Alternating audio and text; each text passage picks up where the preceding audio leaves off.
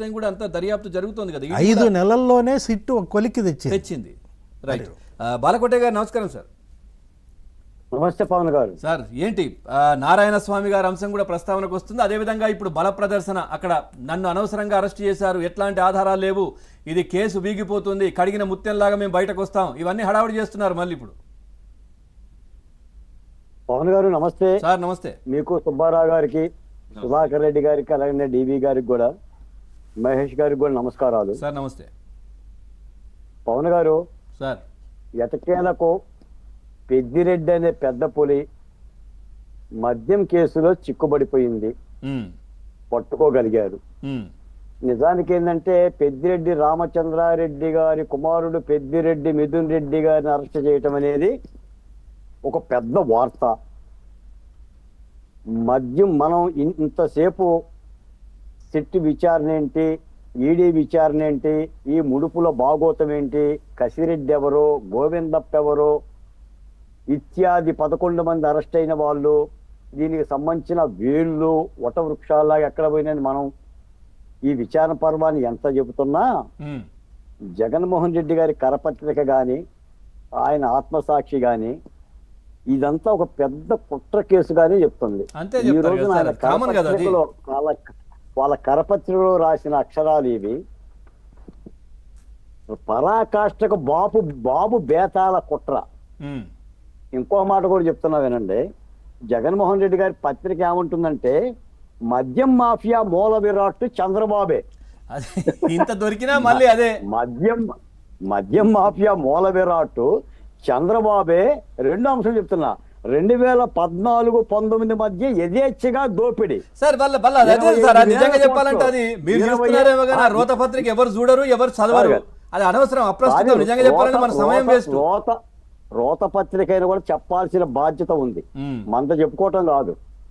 ఈ రోజున మద్యం కేసుని ప్రజల మాన ప్రాణాలనే, కాలేయాలనే, కిడ్నీలనే, రాష్ట్ర సొమ్ముని భుజించిన కేసు గురించి జగన్మోహన్ రెడ్డి గారు ఏం మాట్లాడుతున్నారు, ఆయన ఆత్మసాక్షి ఏం మాట్లాడుతుంది కూడా మాట్లాడాలి. ఈ రోజున వాళ్ళు అన్నమాట 2014-19 మధ్య 25,000 కోట్లకు మించిన ఖజానాకు గండి కొట్టాడు అని జగన్మోహన్ రెడ్డి గారు చంద్రబాబు నాయుడు గారిని అంటున్నాడు. మరి ఏం చేశారు 5 సంవత్సరాలు 19 నుంచి 24 మధ్య ఏం చేశారు సార్? నేను అడుగుతున్నాను, 14-19 మధ్య 25,000 కోట్ల రూపాయలు చంద్రబాబు నాయుడు గారు మద్యంలో దోపిడీకి పాల్పడితే నువ్వేమన్నా గుడ్డు గుర్రానికి పళ్ళు దోవావా? అదే అడుగుతున్నాను. నువ్వేమన్నా గడ్డి పీకావా? నీ 151 మంది ఎమ్మెల్యేలు ఏం చేశారు? నువ్వు ముఖ్యమంత్రిగా 5 సంవత్సరాలు వెలగబెట్టి నువ్వేం చేశావు? వీటిని ఎందుకని నువ్వు నిజాయితీగా నిరూపించలేకపోయావు? అంటే ఇక్కడెక్కడ కూడా పవన్ గారు మిథున్ రెడ్డి అరెస్టు మాటే లేదండి. లేదు. అసలు దీన్ని పత్రికలు ఎట్టంటామండి? అంతే కదా సార్, జరుగుతున్న విషయాన్ని ప్రచురించాలి కదా, జరుగుతున్న విషయాన్ని ఏదైనా గానీ సరే, వాళ్ళకి అన్యాయం అనిపించినా గానీ అది వెయ్యాలి కదా, అక్కడ అరెస్ట్ అయ్యారని. నేను 25 ఏళ్ళుగా జర్నలిస్ట్ గా చేశాను. ముందు వార్త రాయాలి. ఏంటి ఆంధ్ర రాష్ట్రంలో ఆయన ఢిల్లీ నుంచి ప్రత్యేకమైన ఫ్లైట్ లో గన్నవరం వస్తే సిట్ అధికారులు అరెస్ట్ చేసి 7-8 గంటలు విచారించి అర్ధరాత్రి పూట అరెస్ట్ చేయించారు. ఈ రోజున కోర్టుకు పెడుతున్నారు. హైకోర్టు, సుప్రీంకోర్టు ఆయన పెట్టుకున్న ముందస్తు బెయిల్ని ఇవ్వటానికి నిరాకరించింది. ఇది కదా వార్త. అదే కదా. ఎక్కడైనా దాని నకలు ఉన్నాయండి, ఆ వార్త ఉందండి. వీళ్ళంతా కూడా థీరీ చేసి చంద్రబాబు నాయుడు గారి దోపిడీకి పాల్పడ్డాడు, ఇది అక్రమ కేసు, బేతాల కేసు అని చెప్పి రాసుకుంటున్నారంటే ఇటువంటి పత్రికలు పెట్టుకొని రాజకీయాల కోసం ఎందుకు వచ్చారు సార్? దోచుకోవటానిక? మీకు ఇంకో మాట కూడా చెప్తున్నానండి, అసలు వీళ్ళ ముఖాలు చూస్తేనే దోపిడి దొంగలు గుర్తుకొస్తారు. మీరు చూడండి ఒకసారి మిథున్ రెడ్డిని కానీ పెద్దిరెడ్డిని కానీ వాళ్ళ ముఖాల్లో కాస్త సూక్ష్మదర్శిని వేసి దుర్బిని వేసి చూడండి, దోపిడి దొంగల ఛాయలు గుర్తుకొస్తాయి.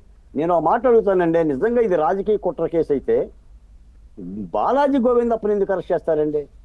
కసిరెడ్డిని ఎందుకు అరెస్ట్ చేస్తారండి?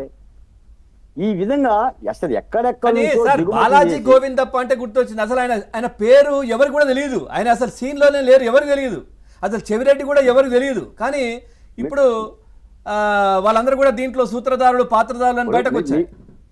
మీరు అన్నట్టుగా ఈ కేసులో గత 5-6 మాసాలుగా జరుగుతున్న దర్యాప్తులో మొట్టమొదటిసారిగా అరెస్ట్ అయిన ప్రజాప్రతినిధి మిథున్ రెడ్డి గారు మాత్రమే. ఉమ్, మిగిలిన వాళ్ళు ఎవ్వరు కూడా రాష్ట్రంలో ఎమ్మెల్యేలు కాదు, మంత్రులు కాదు, ఎంపీలు కాదు, రాష్ట్ర పరిపాలనలో భాగస్తులు కాదు. అవును. నిజానికి జగన్మోహన్ రెడ్డి గారు తరాలుగా ఉన్న మద్యం పాలసీని మార్చి ప్రభుత్వమే మద్యం చేస్తుంది, నేను మద్య నిషేధం కోసం ఈ నిర్ణయం తీసుకున్నానని చెప్పి ఒక తప్పుడు సందేశం ఇచ్చి ఎక్కడెక్కడో దొంగలందరినీ దించి ఓకే. వాళ్ళకు అప్పులు ఇచ్చి వాళ్ళు పెట్టుబడులు పెట్టి ఈ విధమైన దుర్మార్గం చేస్తున్నారు. చివరికి ఒక మాట చెప్తాను. ఉమ్, ఇప్పుడు సుబ్బారావు గారు అన్నట్టుగా అంతిమ లబ్ధిదారు అరెస్ట్ కాకుండా ఈ కేసుకు సంబంధించిన అర్థం పరమార్థం ఉండదు. అంటే CID మీరు ఎంత ఇంతకు ముందు కూడా దూరం అన్నారు సార్, వెళ్తుంది? అంటే ఏ ఒక్క ప్రజాప్రతినిధి కూడా అరెస్ట్ కాలేదు, దీంట్లో చాలా మంది ఇన్వాల్వ్ అయి ఉన్నారు, పెద్దిరెడ్డి కుటుంబం దగ్గర కూడా ఇంకా వెళ్ళలేకపోతున్నారని. ఇప్పుడు మీరు అన్నది జరిగిపోయింది. ఇప్పుడు ఏదైతే మిథున్ రెడ్డి అరెస్ట్ తర్వాత ఓకేనా, మీరు నిజంగా అంటే ఒక రాష్ట్ర పౌరునిగా సాటిస్ఫాక్షనా? మీకు ఇంకో మాట కూడా చెప్తాను సార్. అసలు వీళ్ళే దొంగలు ఊళ్ళు పంచుకున్నట్టుగా వీళ్ళు పంచుకొని వీళ్ళే సిట్టికి సమాచారం ఇచ్చారండి. విజయసాయి రెడ్డి దగ్గర నుంచి ఈ సమాచారం ఇప్పుడు తీగలాగితే డొంక గదిలినట్టుగా అసలు సిట్టే ఆశ్చర్యపోతుంది. ఓకే. ఈ రోజున హైకోర్టులు కూడా వీళ్ళకి ముందు మీకు ఒక మాట చెప్తాను సార్. ఇదే జగన్మోహన్ రెడ్డి గారు కోర్టులు ఎగతాళి చేశాడు, జడ్జిలకి కులాల పేర్లు పెట్టాడు, సోషల్ మీడియాలో హన్నం చేశాడు. న్యాయ వ్యవస్థ శాసనసభ పరిధిలోకి వస్తుందని సాక్షాత్తు శాసనసభలో హైకోర్టు మీద న్యాయ వ్యవస్థ మీద నిందలేశాడు. ఈ రోజున శరణు న్యాయచంద్ర అని చెప్పి న్యాయస్థానాలు చేరుకుంటున్నారు. ఇలా మీరు అన్నట్టుగా న్యాయాధిపతులను అందరిని పిలిచి మీరే నా శరణు, నన్ను రక్షించాలి, మీరు తర్జన భర్జన పడండి అని చెప్పి మాట్లాడుతున్నారు. ఏదేమైనా ఇది మాత్రం దేశంలో ఏ రాష్ట్రంలో జరగని ఒక అవినీతి కుంభకోణం. తెలుగు రాష్ట్రంలో పుట్టినందుకు ఇలాంటి కుంభకోణం మన రాష్ట్రంలో ఉన్నందుకు కూడా సిగ్గుపడాల్సిన అంశం.